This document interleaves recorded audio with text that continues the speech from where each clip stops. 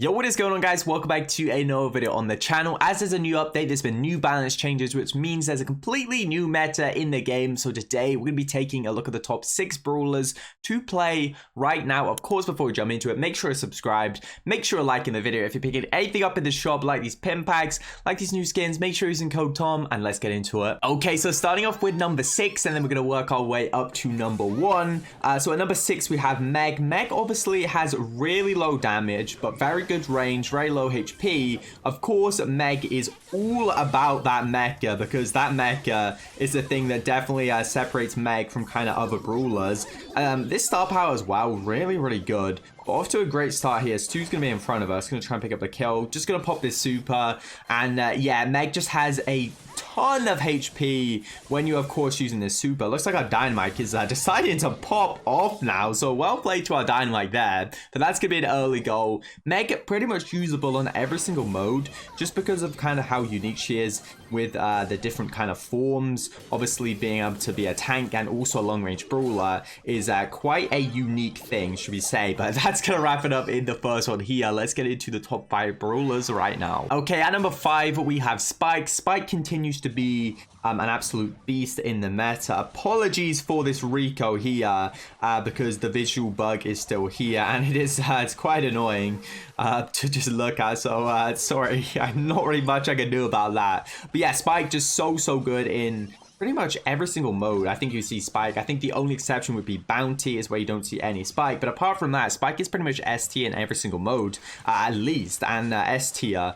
Or A tier in most and S tier in some of them. Looks like we're gonna get our super here. As you can see, like with there being so many tanks in the meta, Spike is obviously one of the best counters to tank. So that's why we do see a ton of Spike, at least now. Looks like, okay, Rico's gonna go in here. We kind of messed it up. I meant to bounce the ball again and basically I was trying to score, but I failed. So let's not talk about that. Shelly going in with a couple of nice supers there. We're about to pick up our super, so we're actually gonna go ahead and push this.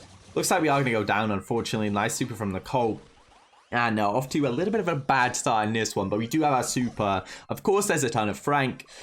Also, just like a ton of Meg, I guess, and a ton of tanks being pretty good right now. So that does altogether mean that Spike is a very good option right now if you're looking for a solid tank counter. It does look like the goal is going to be wide open here. Going to go ahead and put this cactus down, which of course does help us against like those single kind of target brawlers. Somehow we scored there, not really sure how, but it doesn't matter. We got the goal. And Spike's been very good for a long time, I think. And also, this is actually a really important meta, because this is going to most likely be the last set of balance changes before we see or before World Finals, I mean. So, you know, this is really important, at least these balance changes and the meta kind of now. Definitely not a bad meta, I don't think.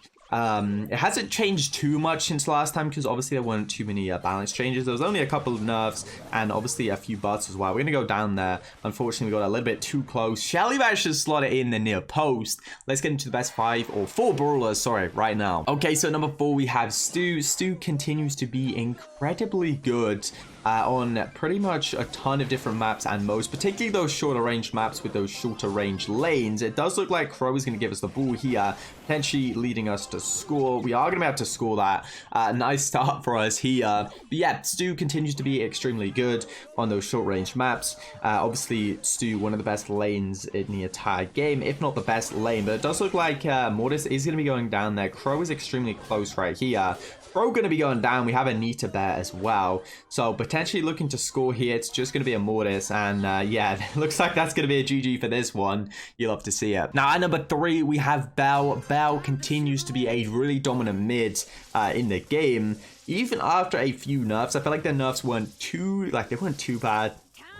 Obviously, Belle wasn't changed this set of balance changes, but yeah, Belle just essentially one of the best tank counters in the game, and as a ranged brawler that can really just deal with anything, that is definitely a huge asset to be in any kind of comp that you want to go, because usually if you Mortis's trick shots, okay. Because in any kind of comp you want to go at this long range, you can put a Bell in there. It's going to be really solid against the biggest counter of kind of long range brawlers, which tends to be tanks. It does look like we are going to be going down here, but hopefully Mortis can get a triple kill here. Mortis playing really well, apart from that trick shot, we do have to say. But yeah, Bell usually played mid on those maps. Obviously more of a mid to long range brawler, but genuinely, I'm pretty sure we see a lot more Bell. I don't know. I just feel like when was the last time Bell wasn't good? I don't even know. Bell has been good ever since release, even after nerf after nerf. Gonna pass this up here, and hopefully Mortis can go ahead and score. That is gonna be a kill. He's gonna go for a trick shot. You just know it. Okay. Well played, Mortis. But yeah, even if you're playing lane on backyard or something like that, you just need to have a little bit of a range. Obviously, you can't be too close range. So as long as you do have that little bit of range you do need, Mortis is going to be an extremely good pick. Or Bell is going to be an extremely good pick, not Mortis. But Mortis doing absolute work.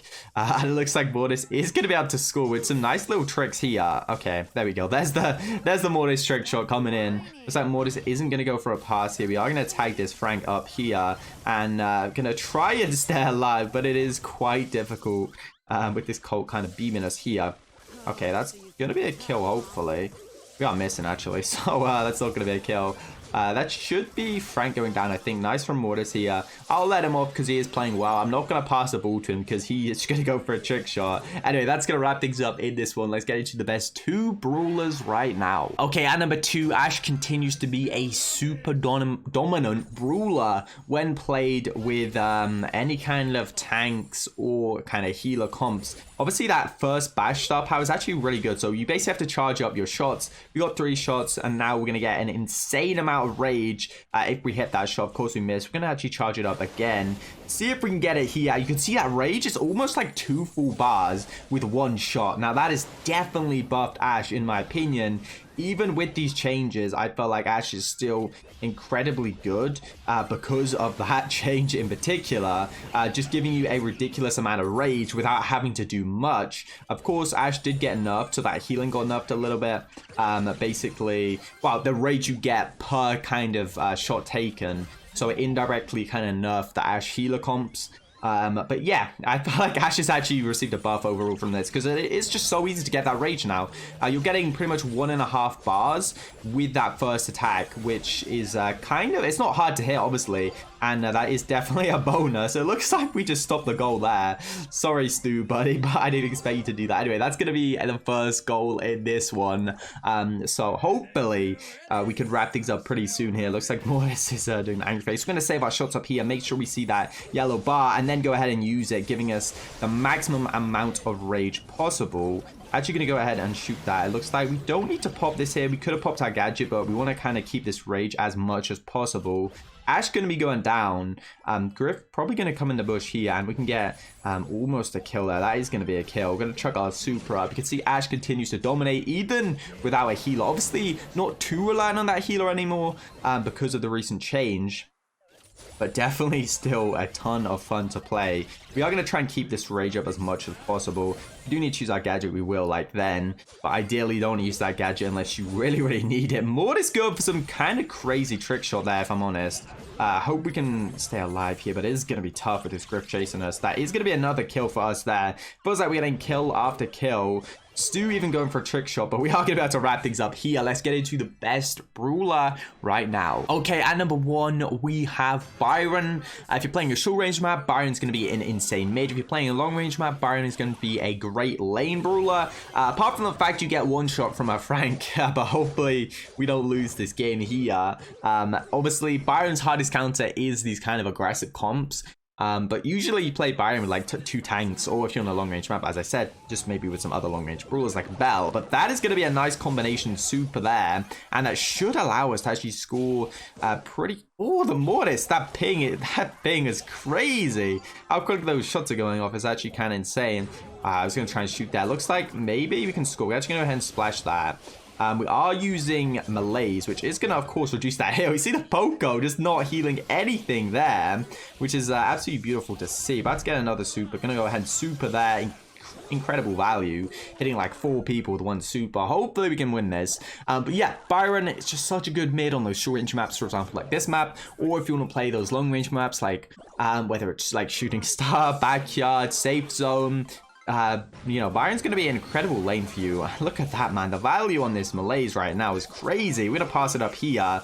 Mortis is going to try and steal it. We did lag a little bit there, which didn't help. But Mortis, oh, okay, Mortis is going to dash on and score to wrap it up in the final game here. Okay, guys, well, that is going to wrap it up for the video. I hope you guys enjoyed. Make sure to like, comment, and subscribe, and I'll see you guys in the next one. Peace.